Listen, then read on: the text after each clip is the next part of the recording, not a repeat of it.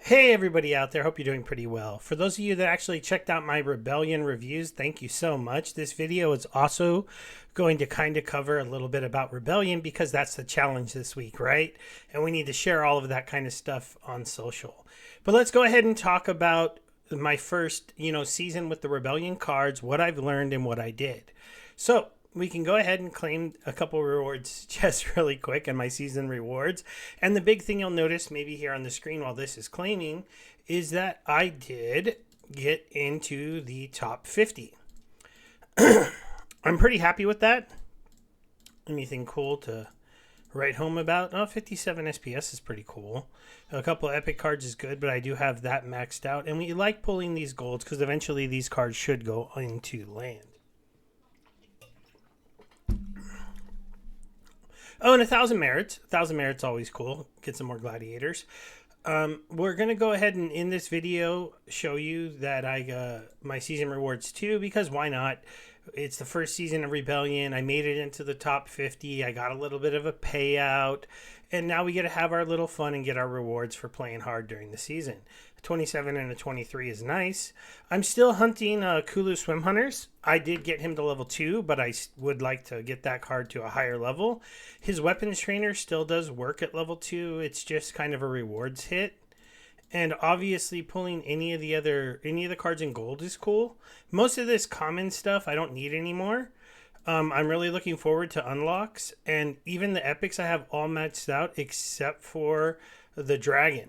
Oh, we got a legendary. What's it going to be? It's 2 Kulu Masterminds. So we're going to need to pull one more to get him to that level 3, but it's awesome to pull a card that I needed. That's always cool. Yeah, because like when you get those, when we got one of them here, the rocks, we would like to see him show up again. There's another Will of the Wisp. Let's see what else we can get. Anything interesting in that bunch? No. It's kind of funny. Back in the day, pulling 13 copies of these were kind of cool, but now we're getting to that point. I'm not going to say it's boring pulling these, but you no longer get excited. Ooh, I got 2 copies, but they turned gold. That's super cool and like kind of... I'm not sure where my gold level is on that. We got some Coyoteans that turned gold, so that was pretty cool. Any more legendaries? Nope. So only one legendary. Not terrible because it was a legendary that I need. So getting those Kulus. Apparently I have a sword in my throat. So as you can see here, one of the things that was kind of interesting about this last season, I went on a pretty crazy run at the end to make it into champion, and I just held on to the 50th spot. I as you can see here, I went win. I beat Mango. I beat Mary Jamie. This person's pretty good. I don't really know Lucky, but as you can see, these were kind of beating down. Brave Tofu beat me, but I actually beat him. Oh, it's not on here, but I beat him earlier before that, and I thought, oh man, that's not going to be so good. But then I beat I beat Bulldog. I lost a couple matches. I was like, I don't know what's going to happen here. Then I got matched up. I beat a G1Ker. I beat Aphicid Jira, which I think is Jira. I got a match against one of the wizards. I usually beat the wizards, but occasionally they do find a way to beat me. I beat Spirits for You. That was a big win for me because he was sitting up there in the upper champion. And then I beat Azapun, who's a pretty good player too, to move up into the champion rakes. And so that was pretty cool. So that's kind of a recap of the season. I got a little payout, so that was pretty cool. I was sitting over here in 50th place. I had bought a little bit of energy, so I basically got a refund on that energy I bought, and it was a pretty fun start. So how did we do that, though? Right? So let's go ahead and take a look at the battle log.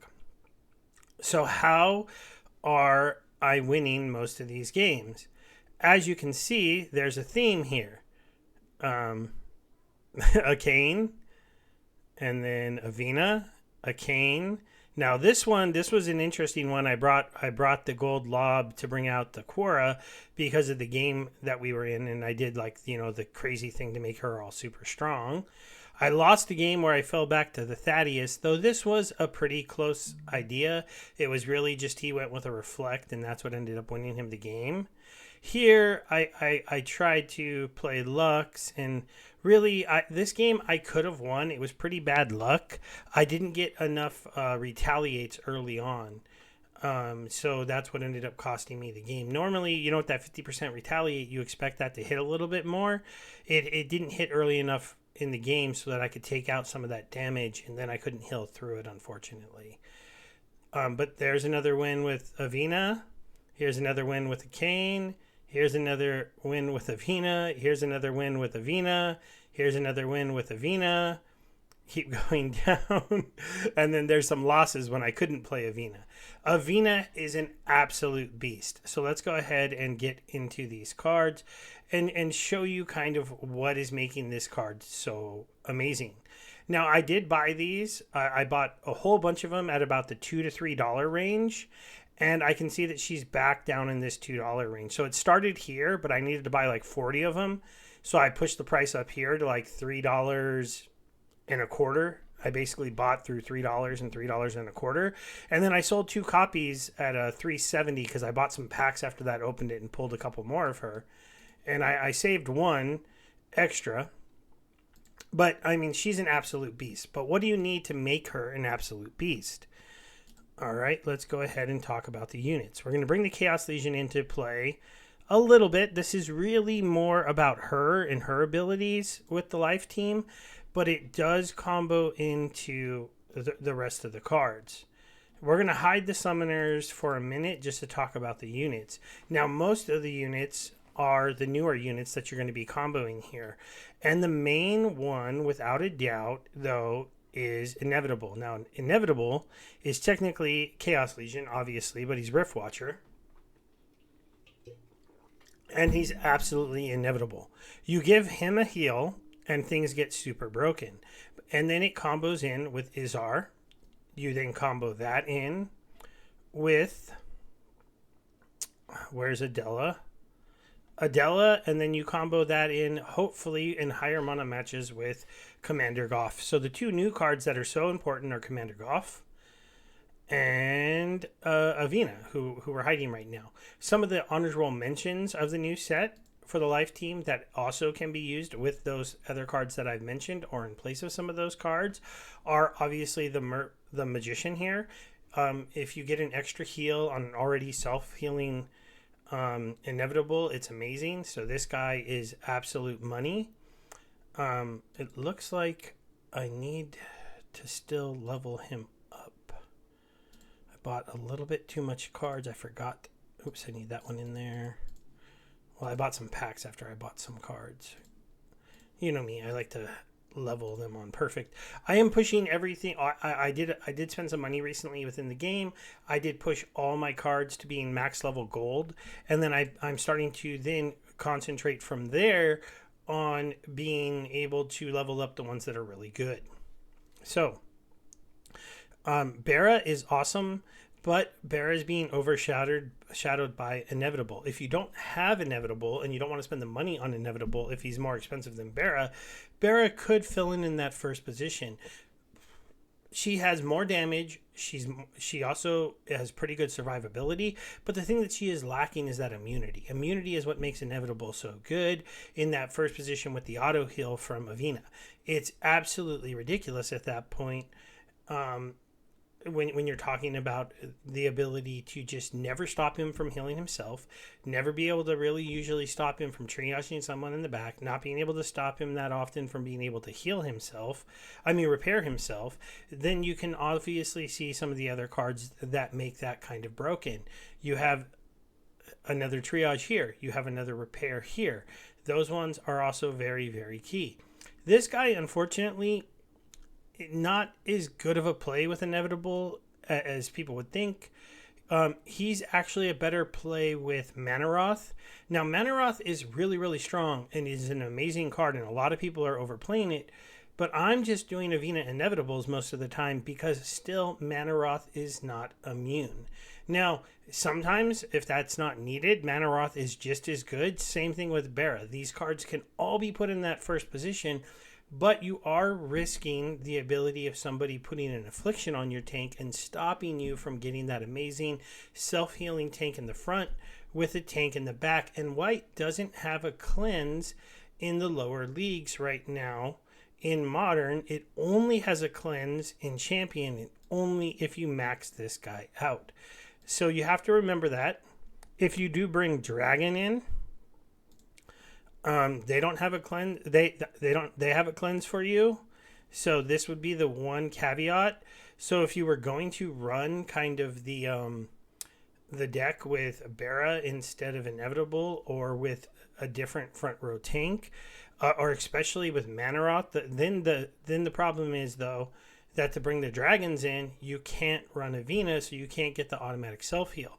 The team could still work, though, in a very high mana match. I could see Manaroth with the Rune Seer here to make his armor bigger, give him an extra repair, then go ahead and throw a card like Commander out there, or Adela, and get that extra repair with those revives, and then still throw off Izzar. Izzar is still super meta, obviously, and you're just going to make that card so big and so powerful. Now, you can use cards that have Dispel to try to counter that a little bit, but it doesn't always work that well, because even when you Dispel Inevitable away, he's still self-healing, self-repairing. He's super hard for other people to kill, and he is sorry about that, popcorn stuck in my throat. I shouldn't eat that before I came to make a video. But the main thing I would just throw in there is that you're getting, since Izzar is usually in that second position if you're going to be buffing him, or sometimes you can even put her in a different position to buff two other monsters, they're not going to be the ones hit with the dispels. And I know, like, one of the times I think I had Adela sitting there doing 7 magic damage in one of my matches, and she was just absolutely destroying. But when you can't use Avina, how are you going to win? This I haven't quite figured out that well. No, I'm joking. So the main way there is to go Arcane. So how am I winning with Arcane? So let me go ahead and go back to my battles, and we'll take a look at some of these. This one is kind of counterproductive. Like, this one was kind of interesting. This was odd ones out, and really I just ended up going with this lineup because these green had the best monsters in odds one out, in my opinion, and I ended up being right, and I just barely edged out this team right here. So that one was a kind of a weird match, but we'll go ahead and check out this one. This was with, again, Spirits for You. And you'll actually see that this is a very, very close to being a mirror match. Now, he went with Lux, and I went with her. And we're both going kind of a mixture here of low-cost white monsters. But I'm really going for a big-time backline attack. And the other reason that I used the card, let me just pause it here, is because this is a blast match. This is also a Born Again match. Now, the Born Again, I might have overlooked this a little bit, and he took maybe better advantage of that with the Dr. Blight. But knowing that a blast damage was going to be coming towards here, possibly, we both did the setup to get, the Kenjo. The difference being that I set up my team to have everyone attack this back line. The real question was I going to be fast enough to hit these cards? Well, this is where my ability to give the ambush to my two, I think I ended up doing these two cards. Well, let me double check as it goes. Oh, no, I did these two cards. Because when I looked at the board, this was going to end up being a sneak monster in the first round. So it was going to hit here. This one with 7 speed was going to hit here. Then in the real turn, he was going to go first and kill this. It was going to come back to life, obviously, but then it was still going to be at low life. Then this would attack here, and then this would attack here, and we would get his speed buff completely off the board in turn 1. He's not going to do that because mine's going to come back to life, and you'll see that's what ends up happening here. Because in the beginning, we both have a slow, we both have a speed up, so speed is pretty good, but a 7 speed's not really going to miss. That card can't miss. 7 speed isn't going to miss a 4. So now, can I hit the 4 speed with my 3 speed was the real only question. He does get a nice attack in there, but then my speed comes back, pushing me back up to a 3, and then it's her turn again. We remove the armor. The big question is, can he hit? He hits. We land that thing. We also take down him one time. Now, he did have a very interesting play that kind of made this competitive, but what ended up making it not competitive was his inability to really hit this card and kill it. Because I didn't have any damage pointed here, I never enraged his Volgane. And then Dr. Blight, with only 1 speed, was having a trouble hitting the flying monster. They never got through this until it was far too late. You see there, Dr. Blight with another miss. Now we're starting to do some splash damage into Dr. Blight. Now, the one thing you will notice, though, he took better advantage of the Born Again, and he's got a 10 and an 11. I mean, these monsters have huge hit points, but I am using a Life Leech monster in this place, and the real question starts to be here. Can we continue to hit this 5-speed card with dodge? And I have to admit, this is where I got a little bit lucky. I hit 2-speed on 5-speed with dodge. That was pretty lucky. He missed. Now, my 6-speed on 5-speed with dodge, there's a better chance. I got my shield back there. I do have a card that can't miss. I missed it that time, but just having hit it that one time and then his card missing due to flying right there totally set me up. I do have this True Strike monster here that's making the big difference. Dr. Blight does finally connect there, so we get a little bounce back on magic. Now, luckily, we have the speed advantage, and we're able to take out the Volgane before it's able to kill off my Kenjo. And even though Dr. Blight's sitting back there with quite a lot of HP, with the blast damage whittling him down as we take out his Kenjo comes back. We go into the next turn. He kills my Kenjo, but my Kenjo comes back at this point. Now we're going to go in the next turn. We're actually on a big speed advantage here. He does get his Kenjo to attack, though, right there, due to its legendary status. But we take his out. And the big difference here now, Dr. Blight has a lot of HP, but he's not fast. So I'm going to get a nice Life Leech. And then I'm going to win the match. And that lineup is how I ended up winning with a Kane this time. Now we're going to go ahead and take another look at one other match. And we'll go through this one a little bit quicker. Okay, so how are you going to use it this time? So in this matchup, when I was looking at this matchup here, so no healing is allowed, no armor is allowed, and it's a Thorns matchup. I thought it was kind of interesting that he decided to go Grim here. He also decided to go with a Yasik for the speed and the piercing and the scatter shot, but in a piercing in a game with no armor allowed, the big thing play here, he went speed, right? And when you look at this team and you look at this lineup, I mean, you got a speed boost here, you got a speed boost here, you got a speed boost here, and you got a 2 speed boost here. On my team, I have no speed boost. Not a single one. I have a guy who can't miss, a card with 7 speed, that's pretty good. But then a 2 speed, a 3 speed, and a couple 3 and 2 speed, but magic. 1 luck on the other side. There's not a lot of phase.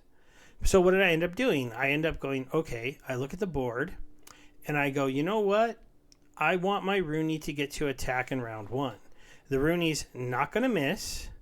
He's going to come through and he's going to attack here because this is the lowest HP that I can attack. And then he's going to drop this guy down to a pretty low HP. And then I want my Chaos Dragon to attack. Now, that ended up being what I thought was the best combo. Because look at what were my other options. I could have sneak attacked, but these guys camouflage and camouflage. It would have hit here. Now that only blasts 1 over here, and maybe I could have played. You know, that might have been a smarter play because I could have done that and popped him down, and then he might have attacked there, and we might have killed him off. But I was really going for the Chaos Dragon, hopefully helping me kill off one of his speed boosts. Now, what ends up happening is a little bit different, but it still allows, on a team that drastically outspeeds me to do some big damage. Now, you can see right there, the Chaos Dragon hit those 2 camouflage monsters. But then his speed just starts to dominate. But now we get our little Mardar buff. And I mean, this is definitely, he gets a poison. Things are just not looking great. Oh, wait, but I had a cleanse. But then Chaos Dragon, with 2 attacks in 1 turn, puts them both in the back row and kills off both of the hiding monsters. Also, then, look at that. That's round 1 coming to an end with Rooney and Chaos Dragon getting to go twice and decimating his team. At this point, he went from what was looking like it probably would have been a great lineup, because what should have happened is both of them only get to attack once. A whole bunch of his characters are still alive, and we go into round 2 where he's faster than me. They all attack again, and then if I have people left, I get to attack. But then from there, we just, he does pull off that little move there. Grim is just not going to do a whole lot, unfortunately, for him here. My tank is kind of pointless. He can't hurt anybody with that 1 attack, but he's really there to bounce magic damage back. He doesn't end up getting targeted, but it doesn't matter. Chaos Dragon just ends that fight, and it's over. I think we have one more of these we can look at. This was that one. This one down here. Now, this time, as you can see, as we go into this match. So in this one, it's another blast game, so I like using it for blast. It's also one where life was not available. And it is a aimless, scattershot everywhere, and everyone gets a decent amount of life. So in a scattershot everywhere match, what are you going to try to do with your ambushes? Now, I don't know if what I did was right when I gave him ambush. I think this was a little bit of a hopeful move. I was hoping to kill his Lair of the Dark, but I set myself up to, only hit here, whereas if I would have done one of the scattershot monsters, it would have better backed off Manaroth. So looking back on my play, I kind of messed up, without a doubt. But Manaroth is pretty darn good because he never misses. So he was an auto go first. You're going to get to hit this guy for full, especially when I saw he didn't have an armor debuff. That meant he was going to get to definitely hit for 7 on this monster here. And then when he got to attack again, with his repair, as long as he got to attack again, he would kill the Void Dragon. So it was a guaranteed death sentence to Void Dragon. Anybody up here could randomly shoot the Void Dragon. If they hit, it would work. But speeds were going to be pretty wild in here, right? So let's go ahead and watch what happens as this goes. Now, I have some speed buffs. He has some speed buffs. He has 3 speed buffs. So do I. So I do hit this time. There's Manaroth with his auto hit for 7 damage on total there. Now, what I'm hoping for in this round is just don't kill Manaroth, right? I don't want the attacks going to Manaroth. I don't want Manaroth getting poisoned. Attack anywhere else. I don't like that one. But that's the thing I didn't think about. I got a miss on Lair of the Dark. That was pretty big. So now he attacks down there at least, and he lands the poison on my Silent Shavi.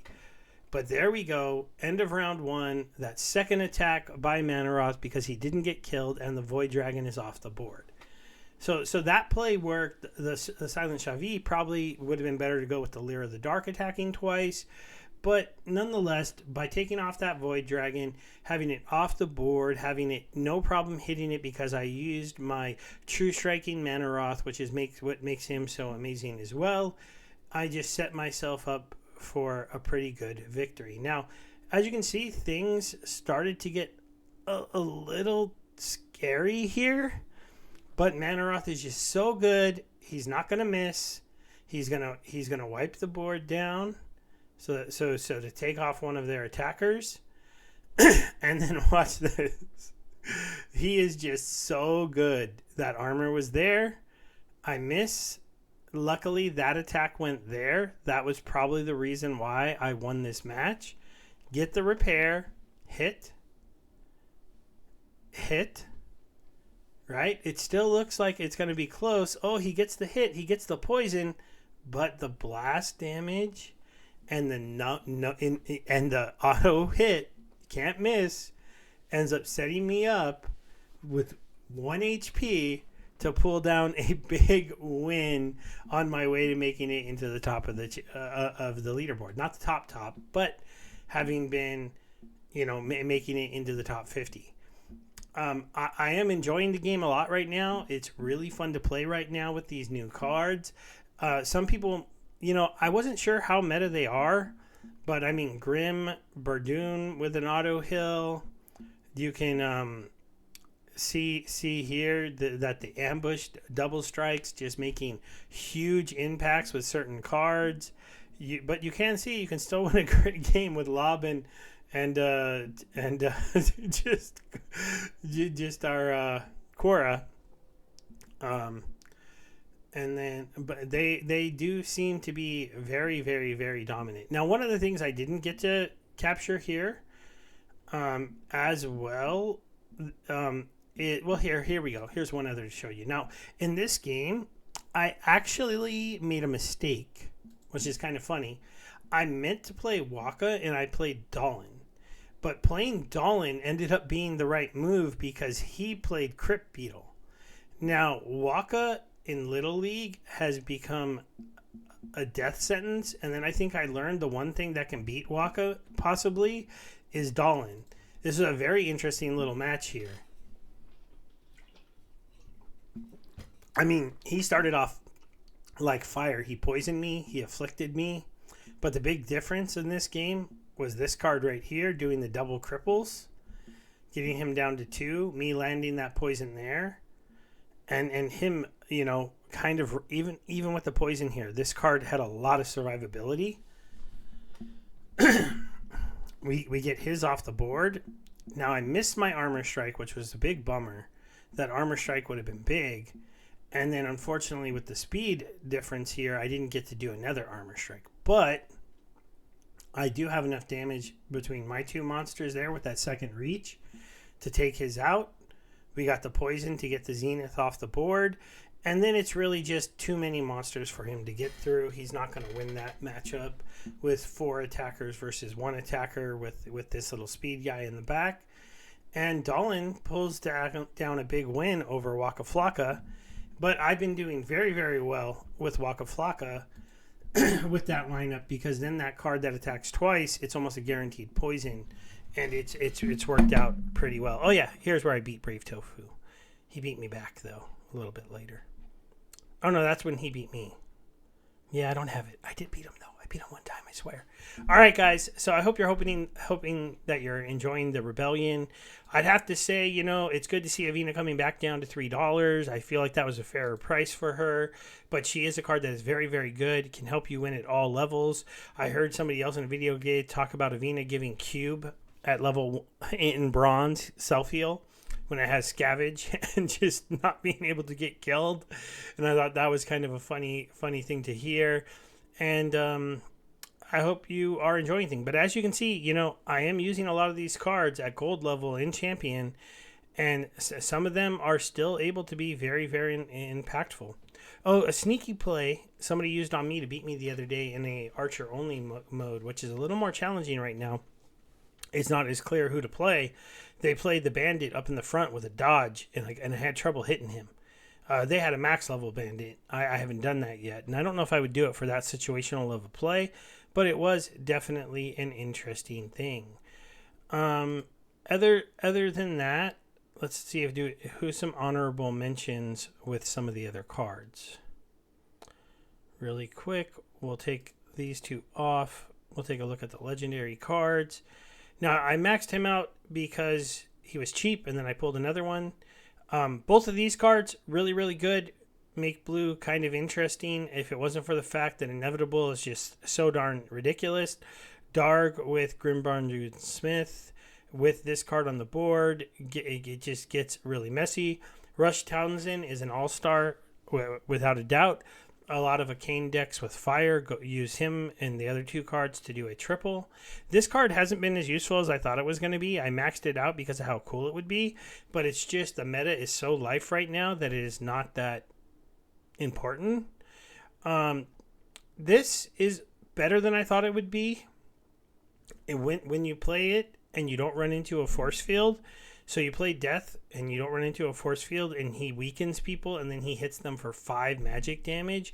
It's pretty ridiculous. And when he runs into any of the other taunts, he just melts people, which is kind of cool. Very, very situational. This card is amazing for Wands Out. It's almost an autoplay. You have to have it. That's why I mixed it out. Manaroth is amazing.